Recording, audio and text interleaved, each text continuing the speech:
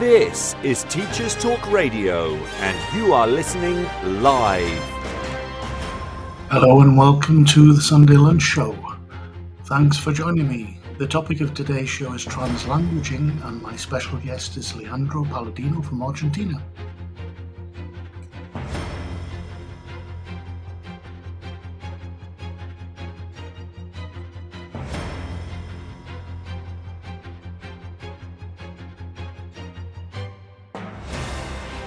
This is Teachers Talk Radio, and you are listening live. Tune in live at ttradio.org, or to join in the conversation, download the Podbean app and search Teachers Talk Radio. Follow the hashtag TTRadio. Tune in, talk it out with Teachers Talk Radio.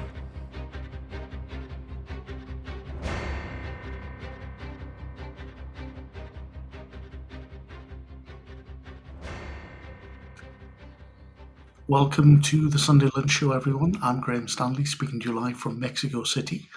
As I mentioned earlier on today's show, I'll be talking about translanguaging and what it means for language teachers. My guest on the show is Argentine teacher Leandro Palladino, and among other things, he'll be talking about his research into this subject. We'll also be talking about potential career paths for language teachers that are perhaps not as obvious as they seem, because Leandro has been involved in a number of different professional activities throughout his working life. Apart from being a teacher, Leandro is or has been a language academy owner, the founder and academic manager of a multilingual school with kinder, primary and secondary, an in-company business English coordinator, the editor of 2 academic journals, one in the UK, which he's a trustee and director of. Leandro is also the former editor of the IATEFL Young Learners SIG, that's the International Association of Teachers of English as a Foreign Language, and SIG is the special interest group. And he was appointed coordinator last month of that same SIG. In addition, Leandro is active as a teacher trainer and conference presenter, all that, and he's a father of 3 too. So as he likes to point out, it is compatible to do a lot in the profession and combine it with having a life. I'll be talking to Leandro about his career and translanguaging after the Teachers Talk Radio news. This show is brought to you in partnership with John Catt Educational, publishers of professional development books and resources that support great teaching and learning in schools around the world. Don't miss out. Level up your professional development today and visit johncattbookshop.com to explore the full range of titles. Use the code JCTTR2425 for 20% off your order. Happy reading. In this week's education news, The Guardian, The Standard, and several other newspapers report that the Education Secretary, Bridget Phillipson, pledges to tackle chronic skills shortages by abolishing the Institute for Apprenticeships and Technical Education and replacing it with a new body called Skills England. The bill, which will transfer the functions of the Apprenticeships and Technical Education Institute, reached its second reading in the House of Commons and was passed by 317 votes 55. In support of the bill, Phillipson said, "The skills gaps that we face in our country deny people the opportunity, the power and the freedom to choose the life that they want to live." Critics of the bill argued that the new body, Skills England, will not be truly independent and will not have the respect of the profession. Phillipson responded by saying this approach was necessary because of the urgency of the skills shortage. Periodical Schools Week carries the story of ex-schools inspectors who have launched the Alternative Big Consultation on Ofsted report cards. Former senior officials behind the Alternative Big Listen last year fear that current proposals to change the inspection system are being presented as take it or leave it. Frank Norris and Colin Richards have therefore created the Alternative Big Consultation to independently gather opinions on plans for new report cards. The survey, which launched this week and closes on April the 4th, will run alongside Ofsted's own official 12-week consultation, which closes on April the 28th. The alternative big consultation comprises the same questions as the government's own consultation on the plans, but also asks respondents if they believe the proposals are fit for purpose. Many teachers and school leaders have expressed their view on the proposed report card model that it's hardly an improvement and contains many of the weaknesses of the previous system. Also in the news this week, the Daily Express covered a story with the title, "Save Our School Playtime." It went on to explain that experts warn of dire consequences as the break times in schools are cut. A report by the Raising the Nation Play Commission found outdoor playtime at school is being squeezed out of children's lives and must be restored. The Guardian carried a story under the headline, "Ministers urged to add audio books to England's new schools curriculum."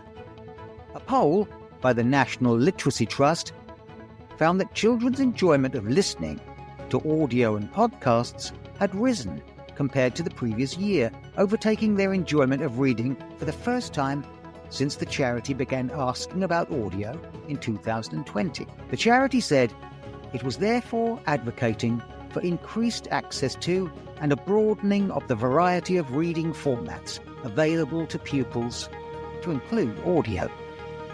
Jonathan Douglas of the NLT stated, "In recent years, we've seen a steady rise in children's enjoyment of listening to audio and uncovered the myriad benefits it can bring, from sparking a love of reading to deepening learning and boosting well-being." PES Magazine reported this week that primary school PE training was woefully inadequate. As reported to MPs, the chief executive of Youth Sport Trust called for PE to become a core subject to drive up standards and improve fitness. Giving evidence to the Commons Culture, Media and Sport Committee, Ali Oliver called for PE to become a core curriculum subject with much higher status, and she told the committee that training problems were exacerbating the situation where there were 41,000 fewer hours in 2020-23 compared to 2011 and 12. Less than half of children are getting what the Chief Medical Officer recommends as the minimum amount of activity. More worryingly, we know that 30% of children get less than 30 active minutes a day. LBC News reported that a teacher was sacked after a joke about whacking a pupil over the head was misunderstood. Lakshmi Subrian, who had taught for over 35 years, was sacked after a school child who spoke English as a second language misunderstood the comment. The teacher was dismissed from Gilbert Colvin Primary School in Ilford, East London in 2023 following the incident. Miss Subrian took the school to an employment tribunal, claiming the remark had been made in jest while teaching Year 6 pupils and preparing them for their maths SAT exam. Speaking at the disciplinary hearing in July 2023, she said the child's decision to continue attending her after-school club showed they had not been that upset. However, she lost the appeal. Teachers' unions supporting Miss Subrian argue that this case adds to the vulnerability many teachers feel when a single ill-judged remark could end a career. And finally, a piece of research by the British Educational Research Association. Like many pieces of research, it shows something we might have always suspected was true. In their paper, A Century of Educating Britain's Political Elite, Privilege Masquerading as Meritocracy, they show how Oxbridge and private schools, called in Britain public schools, dominate the selection of cabinet ministers and prime ministers. Oxbridge educated 14 of 21 prime ministers between 1922 and 2022. Unsurprisingly, they conclude that the concentration of elite formation systems raises concerns that their graduates will suffer from groupthink. Analysing a series of important decisions made across the 20th century, it seems certain attitudes, such as the necessity to accept neoliberalist economics, the importance of Britain as a world power, and above all, the acceptance of class privilege itself, go unchallenged. Well, there's a surprise. This has been your Teachers Talk Radio News, brought to you by John Gibbs. Hello, everyone. Welcome back. I am very pleased to have with me today my special guest, Leandro Palladino. Leandro, how are you today? Hello, Graham. Thanks so much for having me. A pleasure. What have you been up to today? Well, it's 10 a.m. here in Argentina, so I've done a couple of bits and pieces. School is starting, in the global south. Classes start in March. So this is the first week of classes, literally. So really quite busy. So this is a bit of a break for me from my routine. Fantastic. Leandro, I usually start by asking my guests how they become involved in teaching. How was it for you? I was 15 years old and I came up to my mom. I was studying English and I said, do you think I could teach the cousins? I could teach, friends of the family, their children. And looking back later on, I didn't realize back then, but I think that's what revealed to me that it was a true calling, because which 15-year-old would think of doing anything that smells like work? And that's how it all started. I really put it down to Anna, my first teacher, who was such an inspiration to me. And I remember how she was as a person, as a teacher. I remember specific things she said. This was literally 40 years ago today, gosh, 35 years. And I still remember specific things she said, specific explanations she gave, specific answers that she gave to my sometimes very specific questions I was always asking. I remember I was a bit obsessed with past modals and we still hadn't learned those. So I kept asking, Anna, when are we going to learn, should have? And I like to pronounce it in the way that I knew it was supposed to be pronounced. So, when are we going to learn should have and could have and must have? And she was so patient. Yeah, inspirational teachers are so important, aren't they? I think many of the teachers I've talked to, the reason why they started teaching was definitely because they had an inspiring teacher in there at school who really motivated them to want to do it. But if you were teaching at 15, you were teaching your cousins, etc., then your level of English must have been really good by then. So that was down to your teacher, was it, you think? I suppose, and I always also, I put it down to music as well. I started playing the piano when I was 5, and I did a lot of singing, children's choir, etc., all through my primary school years. And obviously, a language is musical, and imitating an accent, and I think, I can do a few of those even in English, because I think it's the musical ear, that allows me to pick that up. And so I think it's got a lot to do with that. I'm this musical sort of person, and I think that's what it was. Yeah. Yes, that makes sense as well. And then what about afterwards? At what point did you formally decide to study to be a teacher or to start working as a teacher? I think when the 15-year-old me went up to my mom, I think that was already decided for me. My dad kept insisting, he's a lawyer and I've got 2 brothers, and none of the 3, we didn't go on to become the lawyer that he may have wanted. And I remember thinking, because here in Argentina, I think the association, and in many parts of the world, I suppose, it's just, to many, it's maybe a rather precarious prospect to think of becoming a teacher. So my dad was, and I'm the oldest, so he was, rightfully worried about me, so are you going to be able to make a living out of this? I was only 20 years old when I ended up opening the language academy that I had for years. So it didn't take too long for him to see that, when you answer a true calling, then you find a way to do well in life, because you really follow what you really want to do. So you decided quite early on then the way you wanted to do this was to open up a language academy, or did you try teaching in the school system before that? I didn't.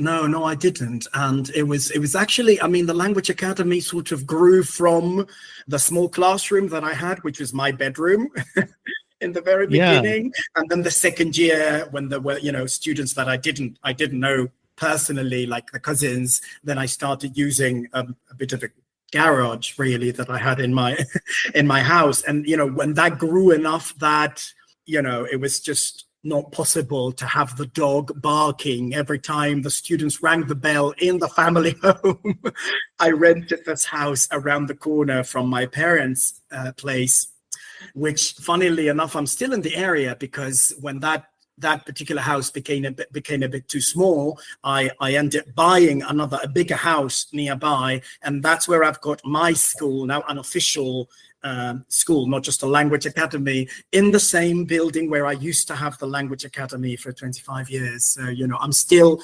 work-wise, and my dad still lives there. So my school is 2 blocks away. It's now a 5-story building, and it's 2 blocks away from where my dad still lives today. That's amazing. So we skipped out, I think, on something that you started teaching your cousins, and then you got more students. And were they paying students? Yes, they were.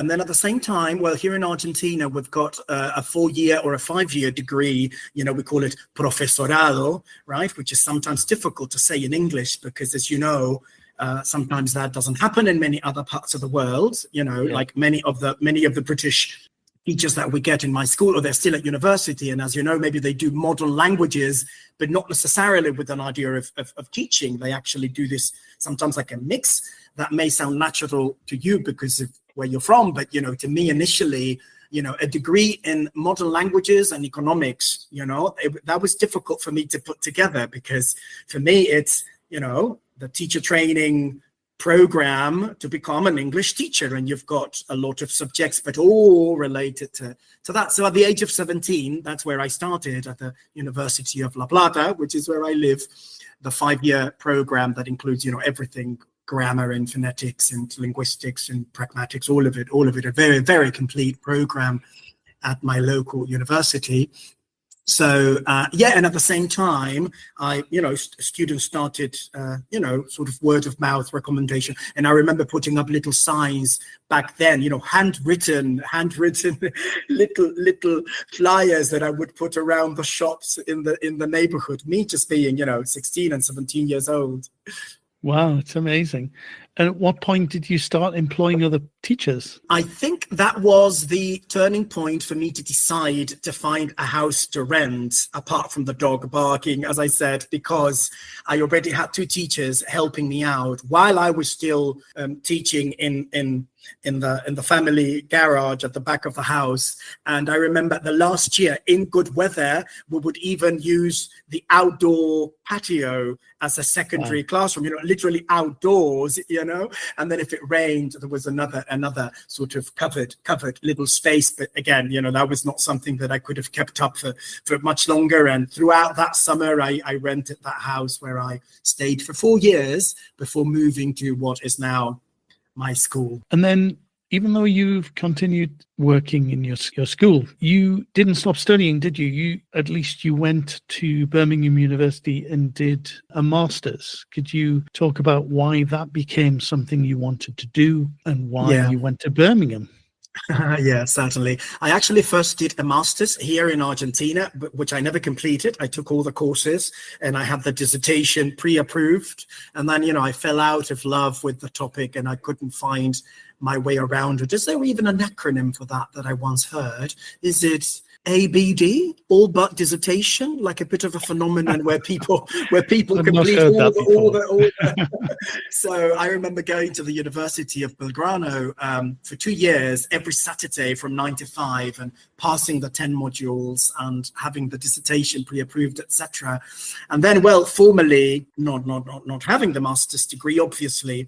And I remember when I decided to do that first master's about 20 years ago now, I think, it was because I felt that I had the knowledge base that would be equivalent to a master's. And I was actually teaching, for example, in the final year of teaching education programs where students are already C2 level, or supposed to be C2 level plus, etc. So everything that I read and everything that I knew, I felt that I was short of the formal qualification, So, but it didn't work. As I said, I didn't end up getting the degree. So the second master's in, it's actually called, it's not even bilingual education, it's bilingualism in education, which I think is a nice nuance semantically, because it includes sort of multilingualism, really. So I said, well, I've got to get it right this time, and I can't let this one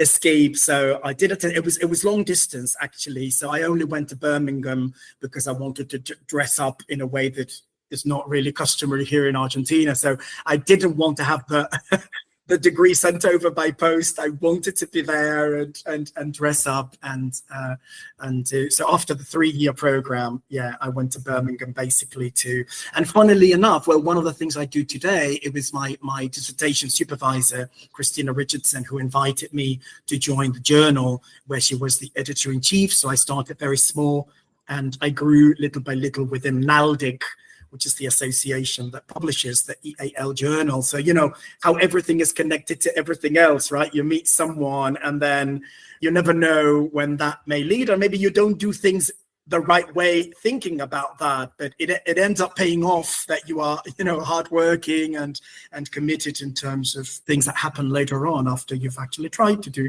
things the right way. Of course. And I do want to ask you about your dissertation. So your dissertation, I believe, was on translanguaging. Is that right? Yes. What was it about that appealed? Well, when I started that master's, a couple of things that I can share with an audience that's probably more ELT and more EFL, which I was a bit even shocked, really, to find that it seemed to be a bit of a bad word when I started that master's to use the word foreign, rather than this alternative acronym, additional language. And I didn't understand why. At the beginning, I thought it was simply a change of paradigm, another model.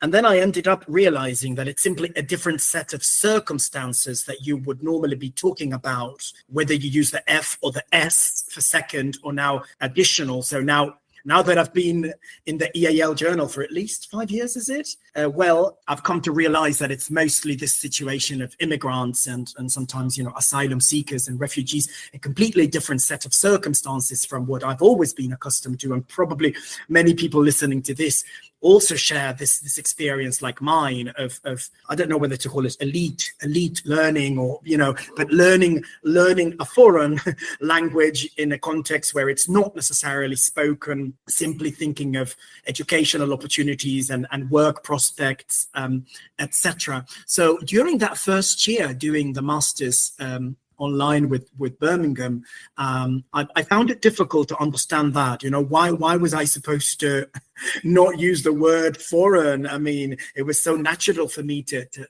say that.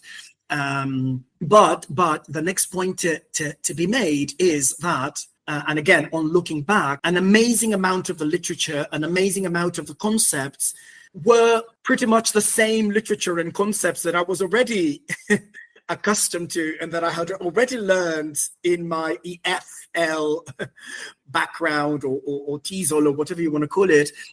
So I did realize that there was this process and sometimes even prejudice of EAL borrowing much of what we do in foreign language classrooms or mindset and adapting it to, of course, a very different set of circumstances, because children who are immigrants can really have a bad time out of being educated in a language that they don't know. And it's not just a couple of times a week, it's actually your day-to-day life that you can't really navigate very well because you don't speak a lot of English, which again led me to understand later rather than sooner why in contexts like the UK there can be a confusion between EAL and special needs. It seems to be quite common, and for me that would have been unthinkable. I would never have thought of confusing, at least not so easily, that a child does not have I can quite clearly see that you simply don't speak the language. Why would I think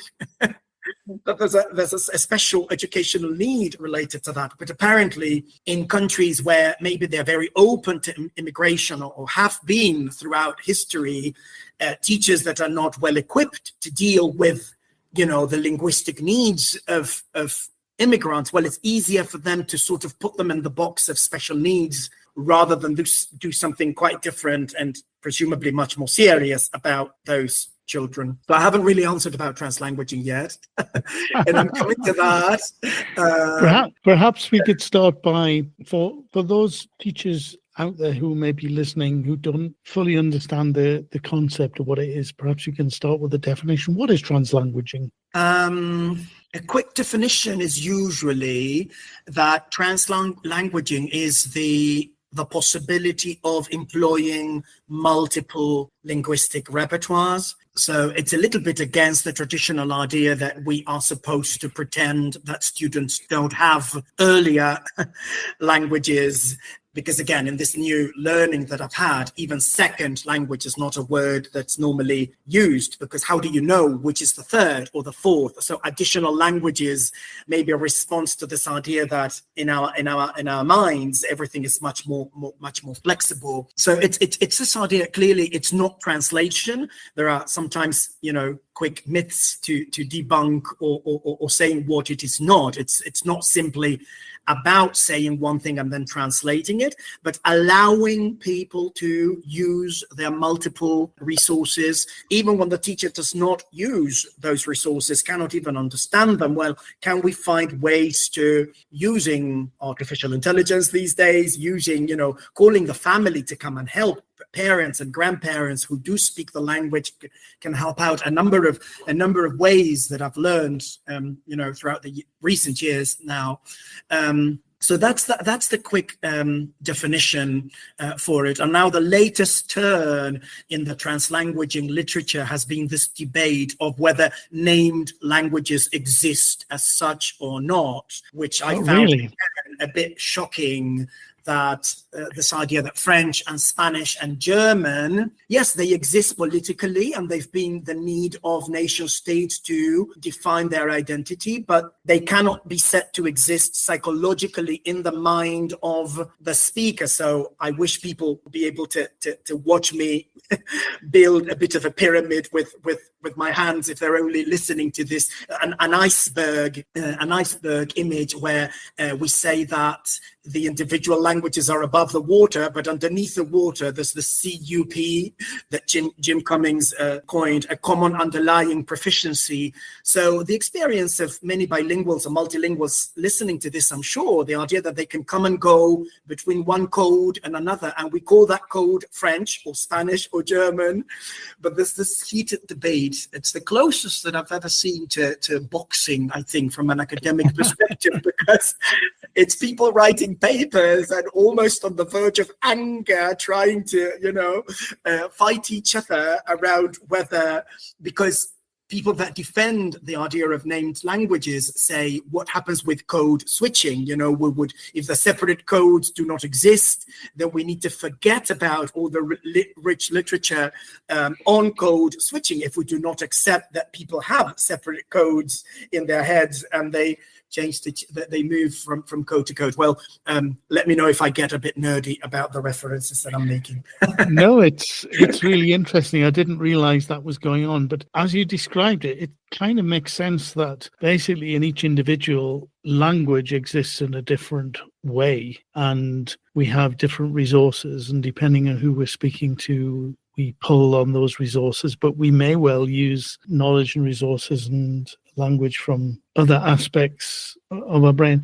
The other thing that struck me is it seems a bit silly just to name one particular language Spanish, for example, when there are so many different varieties, and also languages they speak in Spain can be not just Spanish, and then they speak Spanish in other countries as well, which is, someone who's lived in Uruguay and Mexico and Spain, the differences There are similarities, of course, but the differences, particularly in vocabulary and pronunciation between those three countries, are quite striking. Absolutely. Last year, the plenary that I did for FAAPI, which is IATEFL Argentina, if you will, I called it "Who's English Anyway?" And it was my attempt to try to be as practical as possible from a slightly theoretical perspective, if you will, but to respond to this idea of so many varieties and how easy it is to criticize hybrids like Spanglish, like Hispanics living in Miami and things like that. But of course, if you will, they don't mean anything by it. They're not really trying to destroy any language. It's just a very organic process where there is language fusion and language merging. And well, you can't put a gun to people's head and tell them how they should speak. Yeah, it reminds me a bit when I lived in Barcelona. I never truly spoke or mastered Catalan, but I did speak a bit of Catalanglish or a bit of Catanyol. And that were terms that were, I could sprinkle in some Catalan when I was speaking Spanish or English. Meet 2025 BET Award winner Kialo EDU, the 100% free tool for thoughtful, inclusive classroom discussion. On Kialo, students contribute instantly and simultaneously to create an interactive map of a discussion, deepening their subject knowledge and enhancing their critical thinking skills. Set tasks, track participation, and provide personalized feedback in just a few clicks.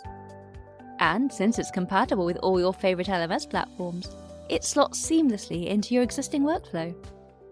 Over 1 million educators and students are already using Kialo to make the world a more thoughtful place. Join them today at kialo-edu.com. This show is brought to you in partnership with John Catt Educational, publishers of professional development books and resources that support great teaching and learning in schools around the world. Don't miss out. Level up your professional development today and visit johncattbookshop.com to explore the full range of titles. Use the code JCTTR2425 for 20% off your order. Happy reading. So about translanguaging, just to answer your question, and then of course go ahead and take me wherever you want to take me. It was I think the single biggest takeaway for me from the first year. It was I wanted to do that long preface that I did a few minutes ago to tell you that I was gladly surprised, I suppose, but on the other hand also a bit disappointed to see how little was new to me in this master's program that I felt was going to be quite revolutionary for me for a number of reasons. And then comes along translanguaging as a concept that this was how long ago, 10 years ago perhaps, I think I'd never heard of before.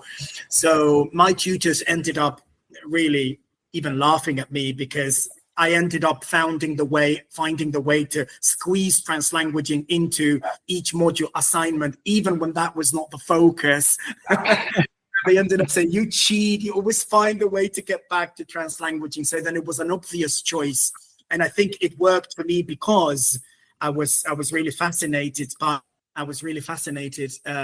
it, and that's what now when I supervise dissertations myself, or when the students they're putting together their proposal, that's the first tip I give them. Make sure you find a topic you're in love with and a love that you can imagine sustaining in time as well. So and my focus was really because I live in a context, and I'm sure many people as well,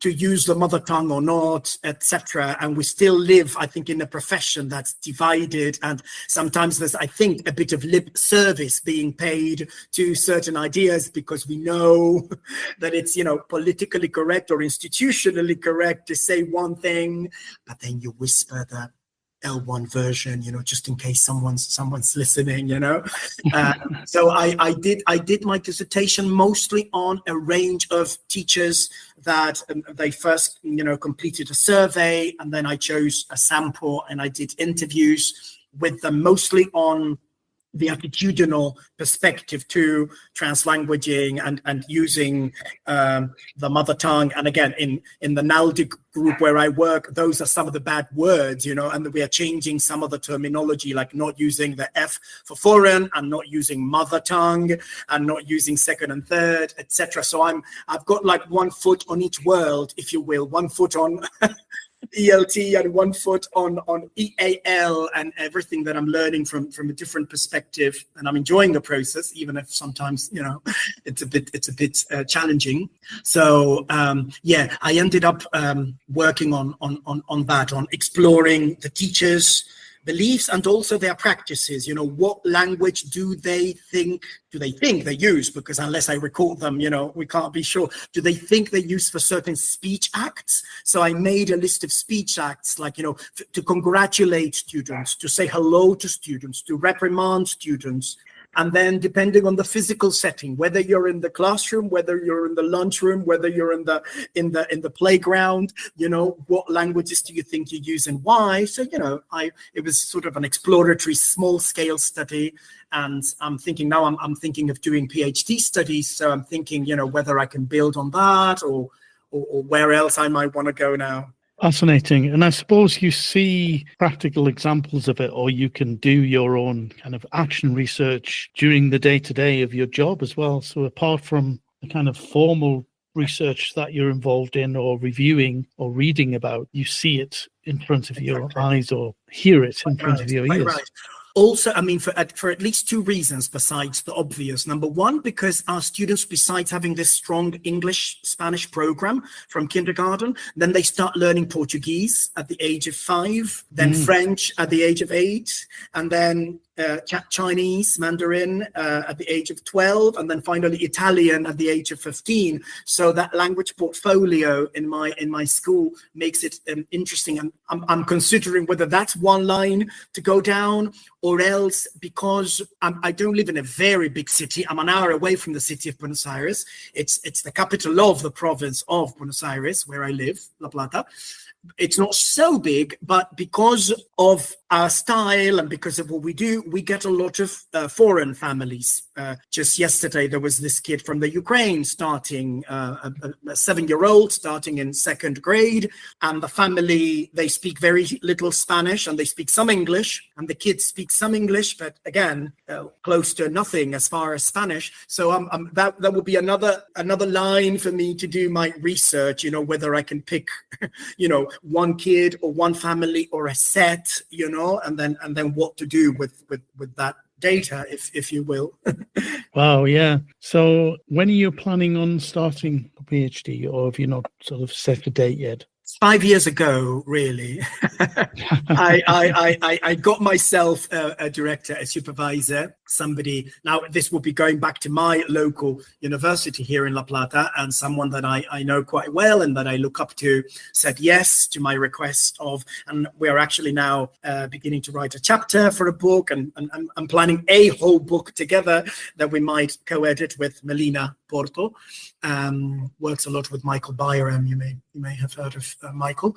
And then the pandemic started, because this was 2019, and I had the pre-plan for the dissertation, and then the pandemic happened, and then because it's such a serious thing, and I sometimes wonder, do I want to become a bit of a lab rat, if you will, which I'm sure I don't need to become, but at PhD level, I think there's always that risk that unless you're careful, you may lose contact with the everyday realities of classrooms and material selection. A lot of what I do as an academic manager in my school, sort of working with the 3 directors, or the 3 groups of directors, from kindergarten and from primary and secondary, and I enjoy that so much, and I don't think I should necessarily lose that because I do a PhD, etc. But the idea of becoming a full-time researcher, I don't think appeals to me, at least not in the short or short or mid-term. Interesting. And to move on from that, one of the things you suggested we could talk about is this idea of career paths. And I think usually, particularly teachers who are involved in the teaching of languages, teaching of English, be it EFL, ESL, ELT, EAL, etc.,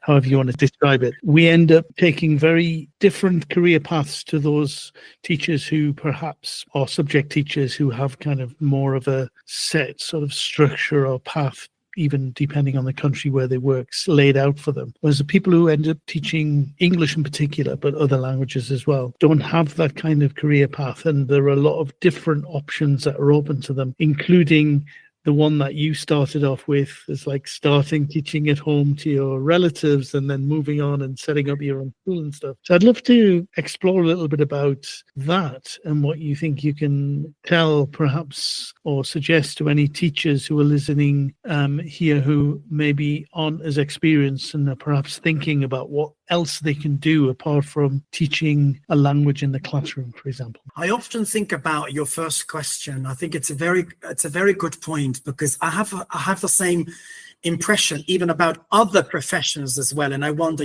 are there as many paths as I find in my own? Because I don't really have direct experience in those other subjects, teaching those subjects, or in other professions. I can't really say. I can say that looking at my wife, and she's a doctor, so really a completely different thing. I do see in her a similar thing as I see in me. I think if we've been together 22 years, there's a reason for that. And I do see that she's also explored quite a lot of career paths. And I hope that for other subjects, teachers of other subjects, it can be like that as well. But for us, yes, I mean, sometimes when I've been invited to do workshops and I've been asked about topics, I sometimes include this as the last. And I said, and I haven't, I think, done enough about this. And I think those of us who are old enough, well, let's say seasoned enough, and who have, explored a range of paths, I think we should talk more about this, because it can be, I think, a spark that you can light in someone's head. So and our profession has really surprised me about how many things there can be. I think there can be many ways to answer your more specific question, and one of them can be, for example, do not be afraid of publishing. Do not be afraid of writing.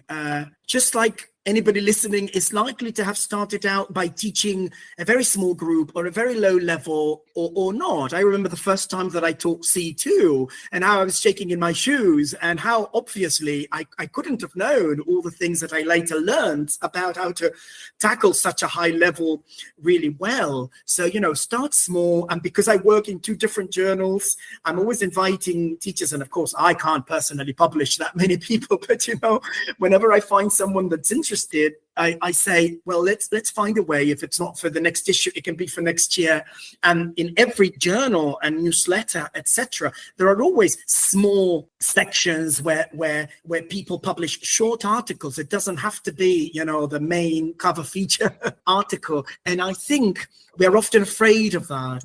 We often think that if you want to write, if you want to publish, then you need to be a big name. Well, big names start small and then they become big names. So look for the right publication. There are many quite practical publications. It doesn't need to even be research based. It can be practical ideas. And then just like a student scaffolds their way onto becoming C1 and C2, so can a teacher scaffold their way onto becoming one day perhaps someone who writes a full chapter or even a book. So I think and I learned this lesson the hard way, because I don't know if your experience is the same, Graham, but I don't think you can be really serious in the academic world if you've done a lot of spoken presentations versus publishing and versus writing. The world of academia recognizes much more. Maybe one article that you've published is worth a lot more in a certain sense than 10 or 15 conference presentations that you could have given. Yeah, it's kind of interesting. I think this would be interesting to explore about the decisions that you made, for example. So I, back when I was teaching, started becoming involved in technology, was always drawn towards helping other teachers use the technology in the classroom. So from a practical point of view, I worked in a language academy as well. my fascination and knowledge and curiosity with technology made me sort of explore tools with my own students and then share what I knew informally with other teachers to help them. And then I became an ICT coordinator. And then I started developing things that I realized that nobody else was doing, like exploring with computer games with a friend and a colleague. So we started talking at conference presentations. So it kind of all happened organically. And when it came to me, this idea of kind of academic publishing, etc., I didn't feel as embraced by that idea or by that community. I always remember a few years after I started presenting about technology, I did a presentation at Eurocall, which is a more probably at that time the most academic conference that I attended, and I talked about Twitter. And Twitter at that point was only a year old, and we were using it for connecting, making communities of practice and connecting teachers together, and even thinking about how you could use it with students. And it was potentially. And I always remember one of the audience members at the end of the presentation just put their hand up and she said, "But where's the evidence?" And I was like, "Yeah, you're right, but this is so new. Nobody started researching, or very few people have started researching it." And there was this kind of lag between collecting data, analyzing data, and publishing, that at that point with that technology and then some of the other technologies that I became involved in and interested in too, virtual worlds, there was this sort of delay. And by the time academia had got kind of interested in it and started researching within virtual worlds, for example, the virtual world, the exciting or interest in virtual worlds was almost over. It was like the boom had bust. I suppose it makes sense to think that the academic world can barely ever catch up with the technology. It's getting, I don't know what you think, it's getting much better, I think, since then. I think it's a lot more agile than it was. I see, for example, a lot more papers about ChatGPT and AI, Gen AI coming out a lot quicker now than the technologies. I wonder if it's one of the benefits that we'll get, sort of spin-offs from AI, because I was about to ask you, not that I meant to turn this into me interviewing you, but you did say it can be a conversation, whether you feel a particular point of technology can have a bit of resistance or a bit of prejudice in certain academic circles, because technology in the eyes of many may sound like much more practical than necessarily research driven. And if that's the case or not, maybe AI will help to bridge that gap and to make us see that there can actually be research, and we need research-based decisions that we need to make. Yeah, it's interesting. I think, to answer your question, I think AI is interesting both from a point of view, and then there's a need and a necessity to carry out research. I'm not trying to say there isn't. I definitely think there is. It's like we need evidence-based approaches more and more. The idea of going off and doing something which isn't based on data or evidence, I think, is not a good thing. And I think there's not only a need for researching, it's a desperate, urgent need for more information and more evidence when it comes to the use of AI in education, for example, or how AI is changing writing, etc., and what it's doing to our students' minds, because people are starting to adopt these tools in the classroom anyway. So if we have to wait 5 years to find out that it was all a mistake to do what we're doing now, then that's going to be rather embarrassing and a bit of a shame. But also, I think the other aspect of AI is like AI has a lot to offer researchers. The amount of data that AI can take, obviously reliability of the tools is at issue at the moment with all hallucination and stuff, but there are tools now where you can feed in your own research and get instant analysis and making connections that otherwise would take you weeks to read everything and try and figure it out and cross-reference and stuff. I can't really say much about research in particular for AI because I haven't really gone that far, but at least for conference presenting, which comes close because sometimes you gather data and you put together a small sample of what might look like research. What I do is I ask ChatGPT or whichever resource, and then Yeah. I sometimes even share openly, like on the screen, the results that I get. And what I do is I try to be critical of that, and I try to find at least one, if not mistake, at least one misconception, one area where I feel, well, but you see, this is really not quite right. The rest of it seems to be, and sometimes surprisingly good, surprisingly accurate, is getting better and better. Obviously, I don't need to tell you. But then I think that level of criticality where the task for you would be, well, find the one thing that you would, if not disagree with, at least feel that I'm not getting good enough answers from this artificially generated set of data that I'm getting. Yeah, I think I don't want us to completely go towards talking about AI here, so I'll bring it back in a minute.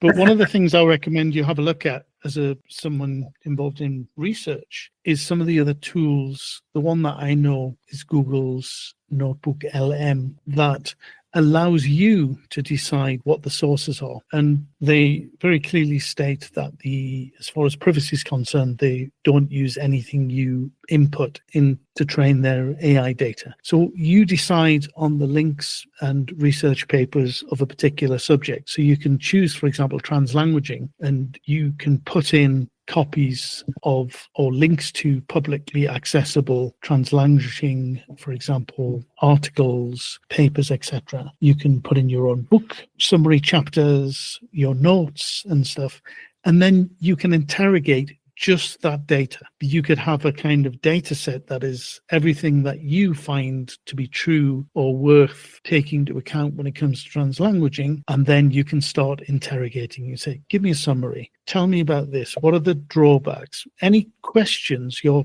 prompts will be able to instantly get review, and they're all referenced. So in other words, you see it's less likely that they will hallucinate because they actually taking bits from the actual articles that you've input, and you've also got the source and the reference and sometimes a quotation that they think is valuable. Obviously, it still needs you to then review it, and if you're an expert on something that you're interrogating, then you can sense check it as well. Mm-hmm. And you can always go back to the original and look for a bit more, but it's a time saver. If you're reviewing something that is very new to you and there's a lot of data and you don't have 2 weeks, a month to actually read everything and start making notes, well, you spend a couple of hours doing it in a morning and you can get a sense of where the main things are or what needs to be further looked at and stuff. It's such an amazing tool. Google Notebook LM, looking it up. Yeah, I'm sure there are others, but that's the one that I know does it and does it very well. And I'm wondering what Notebook LM in this case would do with academic debates such as the one that I was referring to earlier, where you've got the sort of the knowledge base on the starting point, but then of course the profession moves forward and there are new constructs that sort of The interesting thing about that, Leandro, is that also there's a lot of talk about AI being biased, which depends on the training data you put in for a lot, and there's a lot of examples of where it can be very worrying. But actually, when it comes to this type of thing where you're putting in the data, you can start asking the AI won't have an opinion on which is right or not. It'll just be looking at the evidence. So it won't have that human bias of, well, I think this. Yeah. So actually, you might get a kind of interesting response, or you could actually start saying, what are the arguments, what are the pros and cons for this, and you'll get them listed. And you could actually ask the AI, on balance, which of the arguments do you think are the most convincing and why? And it will give you, in theory, a more kind of objective opinion than you'll get from any human, perhaps. I'll certainly try it out. Thanks for the tip.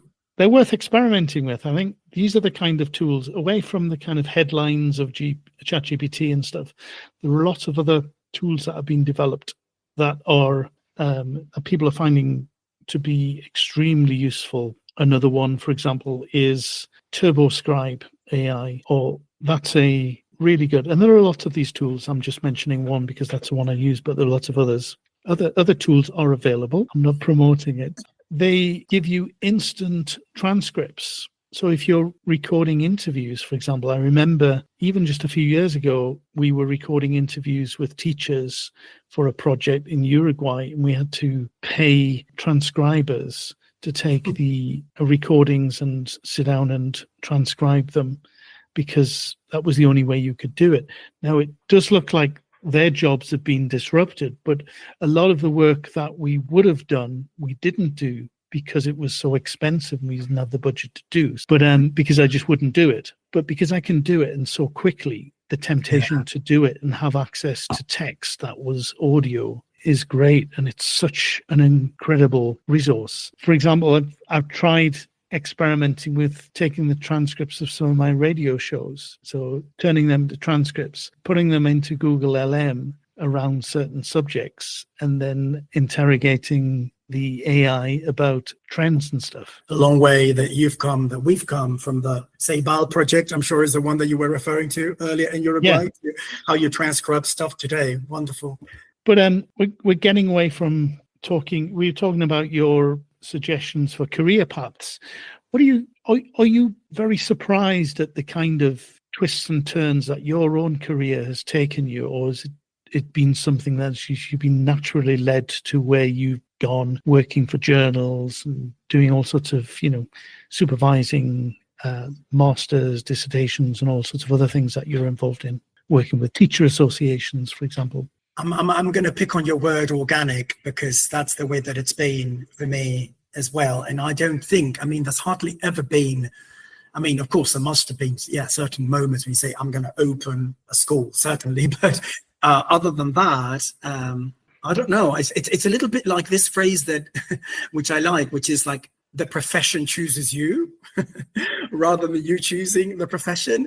And I think the career paths within the profession have been quite a little bit like that for me, which is both a blessing and a bit of a curse as well, because it means that when you enjoy everything you do so much, then it's easy to not want to do certain things which you like, but not love, which are good enough, but not great. And for example, I don't mind saying that I'm still in the process, even after 10 years, having founded not the Language Academy. The Language Academy is now closed. And the only thing I did try to keep it up for 5 years, together with the general official, ministry approved school where the kids go to every day.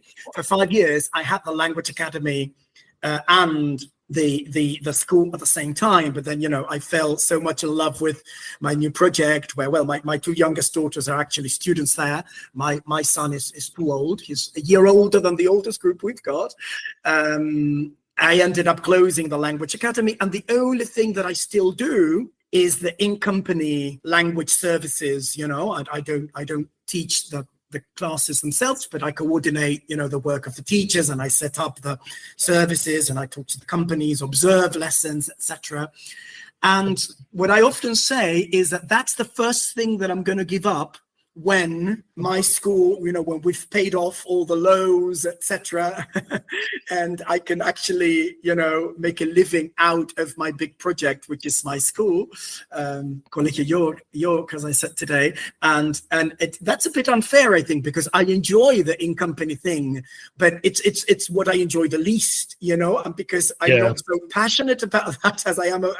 So I think that's a bit of a curse as much as a blessing. But maybe something useful to talk about, and you mentioned it yourself in your own career, and I'm sure that's a big change for many teachers, is stepping, from teacher to coordinator, from teacher to director, from teacher to somebody in a role of supervision, because I think no one trains you very much for that. You may do courses, you may have an induction program, but to think that because you're a very good teacher, you're going to be very good at that, or you're going to feel comfortable doing that. And I think that's a big leap that many, it's one of the ways in which many teachers can grow. It's not necessarily easy, but certainly worth it, isn't it? And I'm sure it must have been like that for you as well. Yeah, it's that thing about, but curiously enough, I kind of, before I became a teacher, I came to teaching quite late. I had another career. I worked in London doing all sorts of different things and involving managing people. So I kind of managed a group of, it was up to 8 I think people working in an architect's office before I started teaching. So I enjoyed that, but I always knew I wanted to go into teaching. So I knew at school that I wanted to be a teacher. But I think I was affected by my dad, who said, don't start being a teacher. Go and do something else and then get into teaching. So it's amazing how you do take advice that you get when you're young, and that's what happened with me. So I ended up getting into teaching a bit later than most people. And then after a few years of teaching, I found I kind of missed the managing people. I liked that dynamic and that aspect, and I enjoyed doing it, and so I wanted more of that. So that's why I ended up sort of moving towards coordination and management, etc. But you didn't live it yourself in the flesh, what it means to just be a teacher first and then move on to being a manager, because that other experience was earlier for you. Funnily enough, we both, talk about our dads, only you took his advice and I didn't. And I don't regret not listening to him. And I don't know if you do, listening to your dad. Yeah. Well, that's the way it goes with parents and kids. Yeah, definitely. Okay, so Leandro, I'm going to bring things to a close now. But before we wind things up, is there anything else you think you'd like to talk about that we haven't yet talked about? Maybe just to wrap up on this idea of the career paths, to encourage everybody listening to think outside the box, to take a risk and to to think, why not? Even the things that, now I look at how much I've grown within IATEFL, for example, and I wouldn't have imagined that possible some time ago because of a number of things, because of I don't know, even native speakerism back in the day, you thought that certain positions. Now I've recently become, like a SIG coordinator, joined SIG coordinator, and I'm in Argentina. And the other coordinator is in Brazil. And here we are, as coordinators at one of the 16 special interest groups. So I think we are in a profession that allows everybody to grow, and even in associations where there's still a lot of, obviously, for example, IATEFL is British, it is in England, basically. The annual conference takes place there, but how much room there can be to grow clearly now because of online opportunities as well. So, never say never, never think you can't do it. Start small. If you think there's a dream that's worth pursuing, start small and see where the small dream takes you, and maybe it will become big one day. Yeah, definitely. I fully embrace your suggestions and ideas. I think one of the things I think is really important is for teachers out there not to kind of undervalue themselves and what they know and what they do and their own experience and knowledge. I always think that any teacher would be able to talk at a conference, for example, do a workshop and stuff, and have something really interesting to say, so long as it's something that they are passionate about and are looking at and doing in their classrooms, etc. Not with the idea of talking about something because they think people want to hear it. You know what I mean? It's more about follow your passion and share that with people, and I'm sure it'll be. And the same thing you said earlier about writing. It's so easy for people to think that writing and being published is very far away from where they're at. I remember talking to a director of studies on a summer school in the UK once, and she had a lot of experience, and I was asking her, so how do people get published in English language teaching? Is that something that anyone can do? And she was like, oh, no. Forget it. It's, they're a group of experts and they're the only ones who'll get published and be the books and stuff. And I've come to think about what she said in subsequent years after books were published that I wrote and stuff. And it was like, I'm glad I didn't just give up after what she said. And, my route into it was I started a blog, and I started learning how to communicate and writing with teachers through blogging and that idea of start a teacher association, meet people, start finding out what they're doing, find some models, look at how other people got started. That's a good way of doing it, isn't it, really? Yes, yes, absolutely. The interpersonal element. I mean, this is the obvious, right? But that's the foundation for it all, networking and meeting people. The way that we are getting together, of course, I'd heard a lot about you and I follow your work, but it's the first time that we've had a conversation like this. And so the wheel goes, and it's all about that. It's all about the interpersonal relationships, I think, on the basis of which you then build something work-related, academic, etc. Definitely. And if there's anybody out there listening who think they might want to have their own Teachers Radio show, they're looking for hosts. And it's a very easy thing to do. You don't have to worry about it, and you will be embraced. And one of the reasons I like doing it is for exactly how we got together, Leandro, is that I love having people contact me and say, hey, I'd love to be a guest on your show. And I love contacting people. It gives me an excuse to get in touch with people and to have extended conversations about teaching and learning, which otherwise I wouldn't have with people. So it's a perfect opportunity for my own professional development, and I hope it's for other people's learning as well. Be bold, be brave, take a chance. Definitely. And on those words, I'm going to end things here. Thank you very much, Leandro, for your time, and I've really enjoyed talking to you today. Thank you so much. Un abrazo.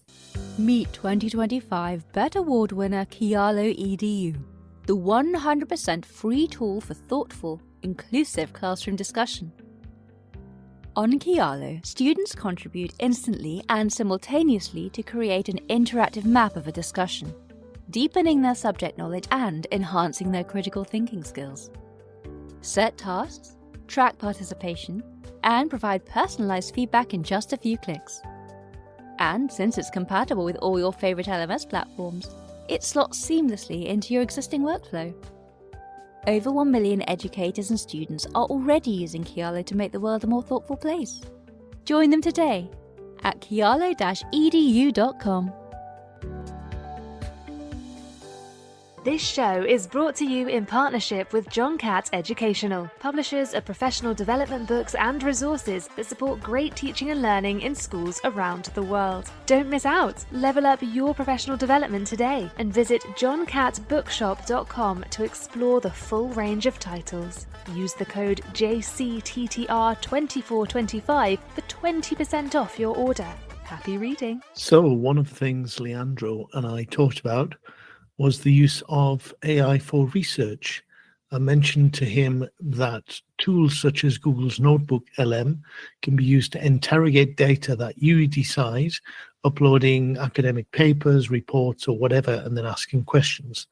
It's a powerful tool that can be used for any collection of documents, PDFs, and links available on the web, for example. One of the fun features is that it can create a short summary podcast of the documents you upload, giving a review, for example, or a summary that takes the form of a conversation between two chat show hosts. And I thought it would be fun to show this. So I uploaded the transcripts of the first batch of Teachers Talk radio shows that I did.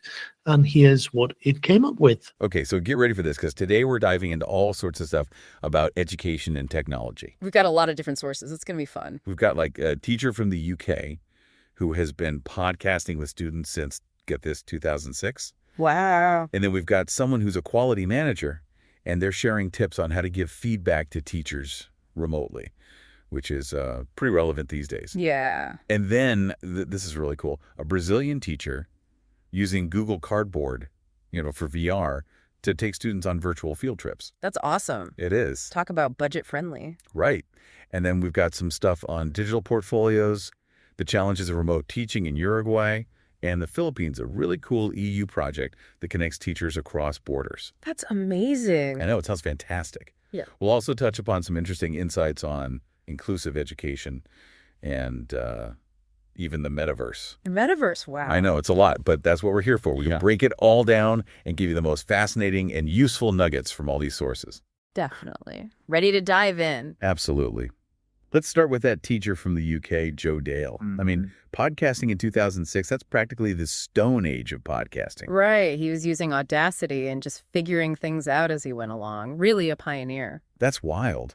What made him jump into podcasting so early on? Well, from what he wrote, it seems like he really saw the potential for podcasting to help his students with communication and digital skills, which is, still so relevant today. Yeah, totally. And it gives students a platform to share their ideas. Yeah. It's empowering. Absolutely. And it makes you think, like, what other cool ways could we be using audio in the classroom, right? For sure. So speaking of things that have changed education, let's talk about remote teaching. We've got this quality manager, Alicia Artusi, who's been observing teachers in Uruguay. Yeah, during this huge remote teaching project they had. I'm really curious about this. What were some of the big wins and the big challenges?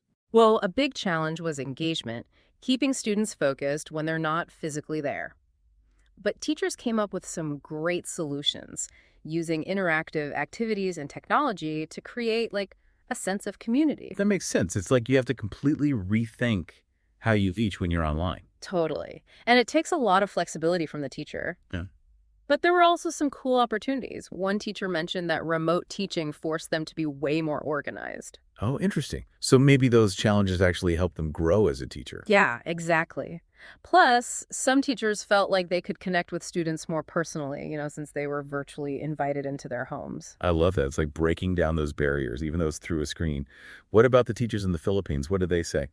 One of the things they highlighted was how important your presence on camera is. You have to, like, exaggerate your body language, because you don't have those normal nonverbal cues. That's a good point. It's almost like you have to become a performer to keep their attention.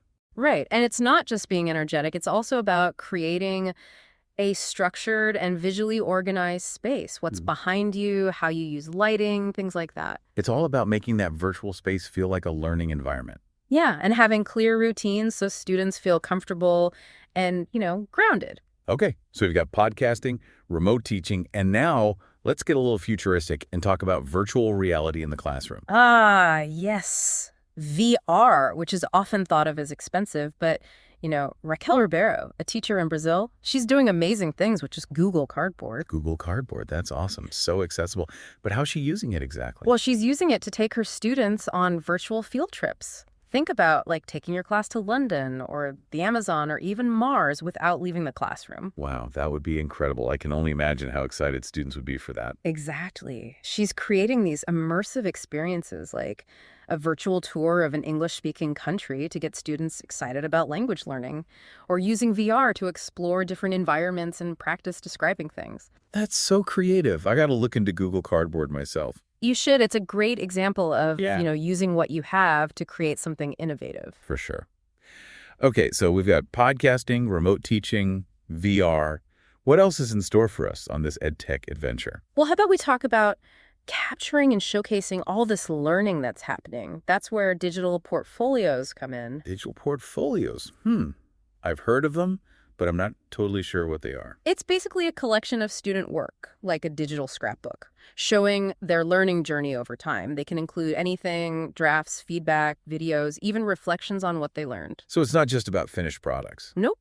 It's about the process of learning, too. Yeah. And it ties into formative assessment, which is all about giving ongoing feedback and adjusting how you teach. Right. So with the digital portfolio, teachers can see how a student's skills have developed, give personalized feedback, and even use it to talk about learning goals. It's like a window into how a student is learning. Exactly. And it lets students take charge of their learning, and be part of the assessment process. I like that. Any recommendations on platforms for creating digital portfolios? There are a lot, but Bulb is great. It's user-friendly, has free accounts, and it's all about evidence-based learning, which fits perfectly with formative assessment. Cool. I'll check it out. Okay, so speaking of connecting with other educators, let's zoom out to the global level. Right. We have this great story about Carmen Platz, who's involved in this EU-funded project called Valiant. It connects teachers across borders for collaborative learning. Wow, connecting teachers across borders. That's amazing. What kind of impact is it having? Well, teachers are sharing ideas, best practices, even creating lessons together. They're using all kinds of tech like Padlet, Zoom, learning management systems, you name it. It's awesome. It's like a global community of teachers, all learning from each other. Exactly. It shows how powerful technology can be for connecting people and making collaboration happen, no matter where you are in the world. That's fantastic. Now let's shift gears to a topic that's close to my heart, inclusive education. We've got Mercedes Viola, an expert in this field. Yeah, she talks about the history of disability and how we need to challenge our own biases. I'm really interested in hearing more about this. What are some of the key takeaways from her work? Well, she points out that for a long time, people with disabilities were marginalized, excluded, and unfortunately, those attitudes still exist, sometimes without us realizing it. It's like those unconscious biases we all have.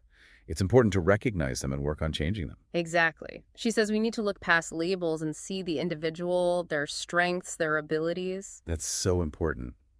How can we create classrooms that are truly inclusive, where everyone feels welcome and valued?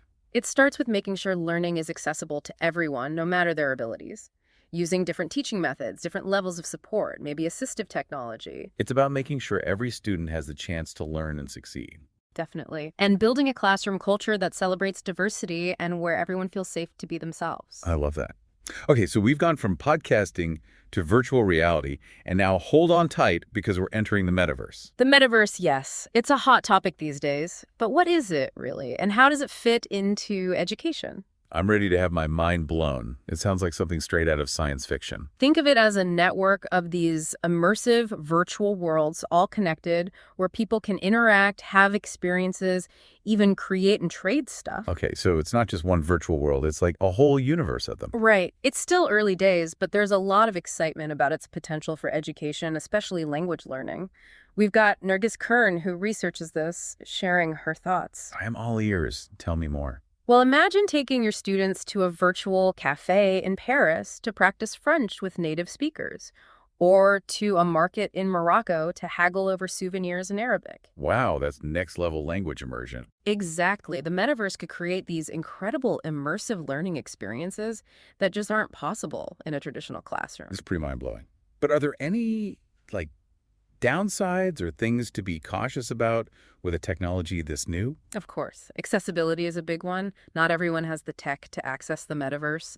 And then there are concerns about online safety, privacy, how this technology could be misused. Right. It's important to be aware of those potential issues and approach this technology thoughtfully. Absolutely. With any new tech, careful planning and implementation are key. Okay, we've covered a lot of ground already, from audio to virtual reality, digital portfolios, and now the metaverse. What are your initial thoughts? What stands out to you? What's really striking me is how all these different technologies and approaches are ultimately about the same thing, creating engaging, effective, and personalized learning experiences for all students. I agree.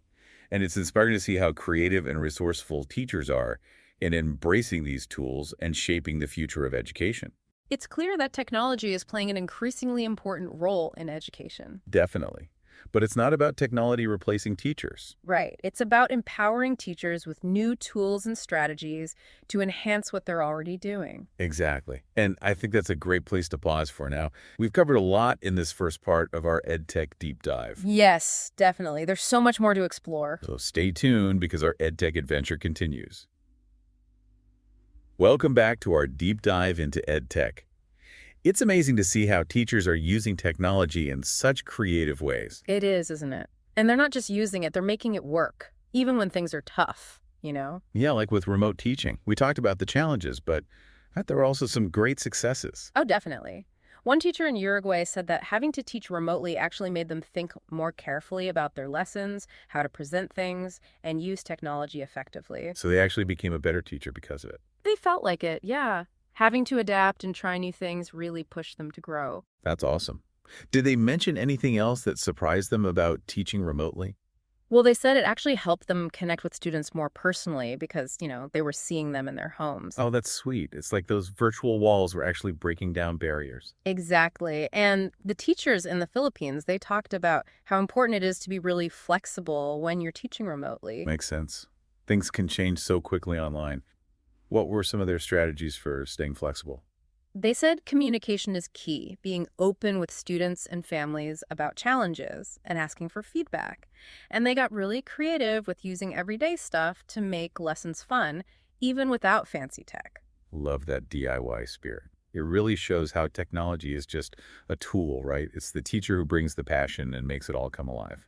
Couldn't agree more. And speaking of important skills, all this talk about remote teaching, VR, and digital portfolios, it makes you think about digital literacy, doesn't it? For sure. It's becoming so essential for both teachers and students. Absolutely. And it's not just about knowing how to use a computer, it's so much more than that. It's critical thinking, problem solving, knowing how to communicate and collaborate online. And being aware of all the ethical stuff too, right? Like online safety, being a good digital citizen, and using social media responsibly. All of that. It's about being smart and responsible with how we use technology. And teachers have a really big role to play in guiding students through all of this. Yeah, like being a digital mentor, not just protecting them from the bad stuff, but showing them how to use tech for good, to be creative, connect with people, make a positive impact. Exactly. And that brings us to teacher collaboration. We talked about that EU project, Valiant.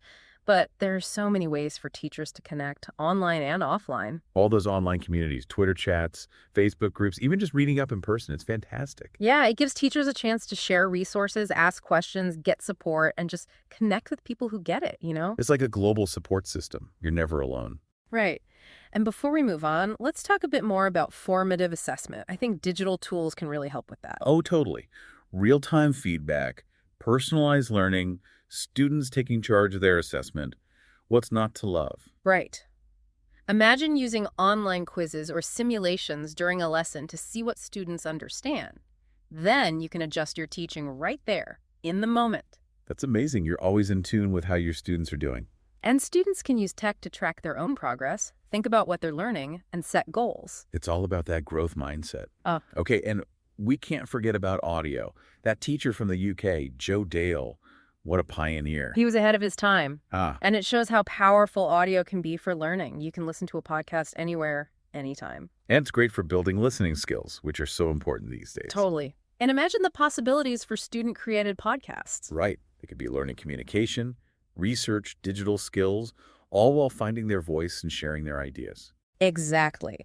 Now, with all this talk about technology, it might make you wonder if robots are going to take over teaching. I've definitely had that thought.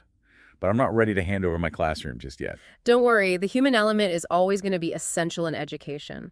Technology is a tool, a powerful one, but still just a tool. It's like a paintbrush for an artist, right? You need the skill and creativity to create something truly special. Exactly. And that's where teachers come in. They bring the passion, the connection, the spark that makes learning come alive. So it's not about tech versus teachers. It's about tech and teachers working together. Exactly. Using technology to make the amazing things teachers are already doing even better. Okay, we've talked about audio, video, VR, portfolios, global collaborations. Yeah. What are we missing? Well, there's one more piece of the puzzle. Feedback. We've got Phil Longwell, who knows a lot about effective feedback, sharing his insights. Oh, feedback. So important, but sometimes hard to get right, especially online. One of the things he emphasizes is that feedback needs to be personal, timely, and actionable. It's not just saying what's wrong, it's giving specific guidance on how to improve. I love that word, actionable. Yeah. It gives students clear steps to move forward. Exactly. And this is where technology can be super helpful. You can give feedback in so many ways now. Text comments, audio recordings, videos, screencasts. A whole feedback toolbox. Right. And you can choose the best format for the situation and the student. Now, how about giving feedback online? Any tips for making it work? Well, you don't have those nonverbal cues online, so you have to be extra clear with your words. So being thoughtful about your wording and tone and offering different formats for feedback. Exactly. And don't forget video calls. Even though it's virtual, seeing each other face-to-face can make a big difference. Oh, yeah, those nonverbal cues can still come through, even if it's not in person. And don't forget about peer feedback. It's a great way for students to learn from each other. Absolutely. They get to practice critical thinking, giving constructive criticism, and it builds that sense of community. Love it. And there are so many cool ways to do peer feedback online these days. There are. It's amazing how much collaboration is happening online now. It's like the whole world is our classroom. It really is. And technology is making it possible for students to connect and learn from each other no matter where they are. It's incredible to think about all the ways technology is shaping how we learn, isn't it? It is. It's like from podcasting to virtual reality, even the metaverse, we've really gone on a journey through EdTech. And it all boils down to giving teachers and students more power, more opportunities. Right. Teachers can connect with other teachers, they have new ways to teach, and they can create these awesome learning experiences for their students. And students, well, they're learning how to learn in this digital world, they're connecting with others, and they're becoming these amazing digital citizens. Yeah, it's really inspiring to see how teachers all over the world are embracing these tools. They're not afraid to try new things, and they're really dedicated to making education better for everyone. Absolutely. So, as we wrap up this deep dive, what are you taking away from all this? What are your biggest thoughts? It's easy to get caught up in all the cool new tech, but for me, the biggest takeaway is that the human element will always be at the heart of education. A teacher's passion, their creativity, the connection they build with their students, that's what really matters. You're so right. Technology can make all of that even better, but it can't replace it. And it's amazing to see how all these different ideas, like podcasting, VR, digital portfolios, global collaboration, they're all connected in some way. They're all part of this big, exciting world of learning. It's a world that's constantly changing and growing, which is pretty exciting, right? So, as we say goodbye, I have a question for you, our listener. What one thing that we've talked about today will you explore more? Maybe you'll try Google Cardboard with your students, or dive into digital portfolios, or even take a peek at the metaverse.